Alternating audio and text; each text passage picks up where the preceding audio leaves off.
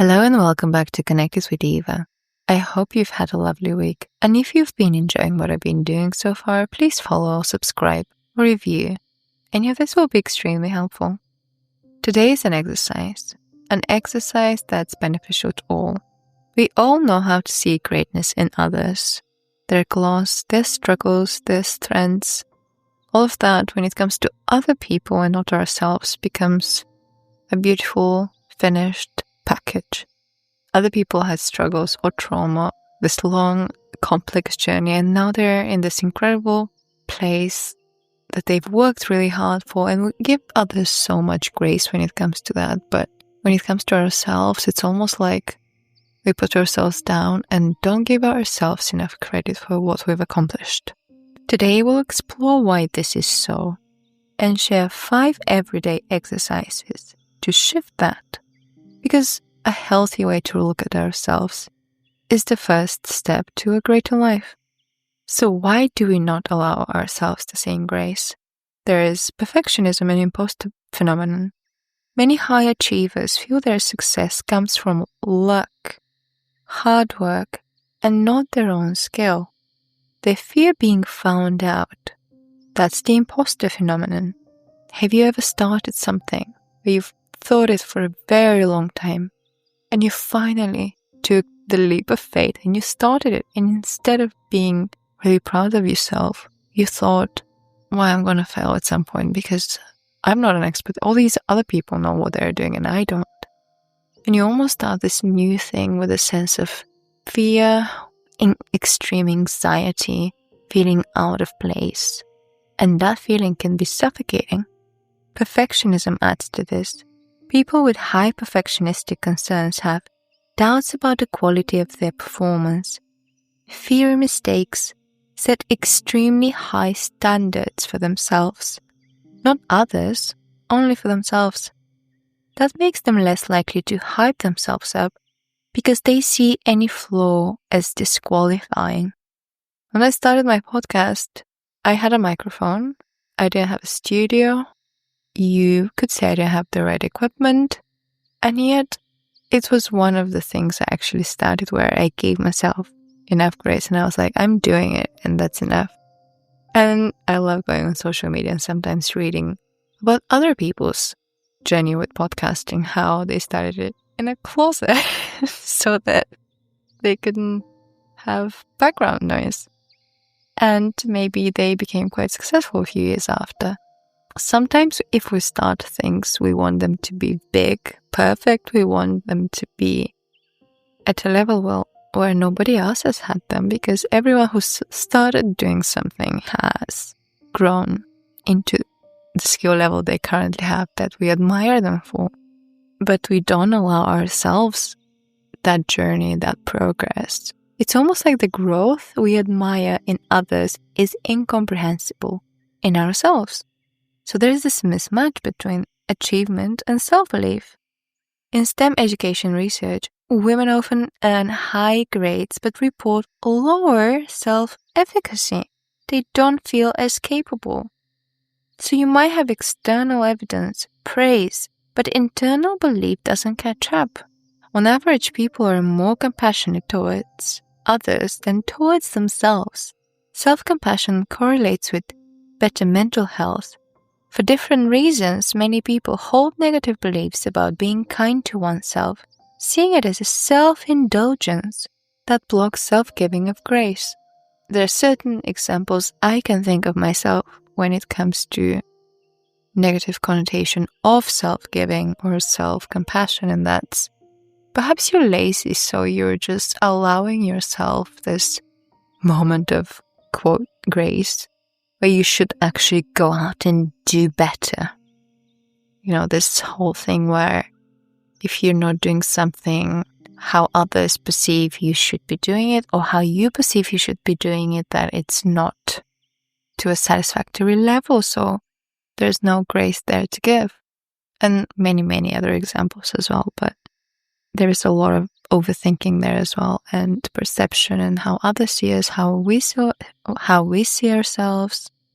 And that's all detrimental to our growth and actually getting to a place where we're comfortable doing things, being on a journey, not craving constant results. So let's talk about the important thing that I said at the beginning. 5 exercises. That's 5 everyday exercises.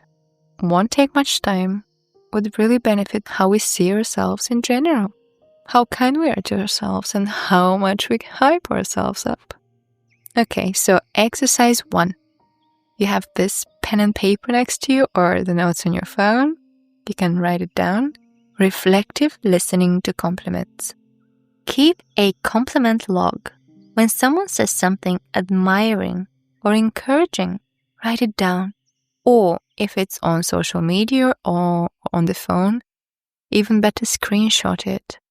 If it's an email, forward it to yourself. Print it out. Create a folder. Once a day, read those compliments back to yourself and work on the reaction to reading or hearing those compliments.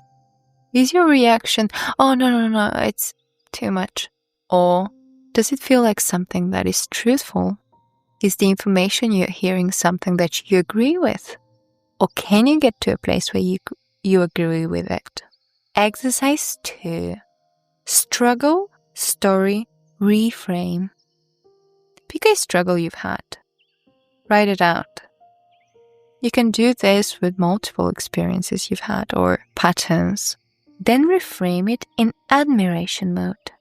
Because of this, I am stronger, more compassionate, more resilient, more empathetic. Because of this experience, because of this thing, I am the person I am today. If it's something that's a big contrast, it wouldn't work because you need to have a level of belief when you're writing this down. Exercise 3. Adjective swap. From feedback you've received, maybe you've been told you're helpful, creative, happy, etc. Pick one adjective. Every morning this week, say, I am this adjective. I am helpful. I am kind. I make people happy. Oh, well, you need to turn this into an adjective. I am happy. I am friendly. I am funny. And do a small act that embodies this adjective. If it's kind, do something kind. If it's friendly, message a friend and check up with them. Exercise 4. Voice note hype.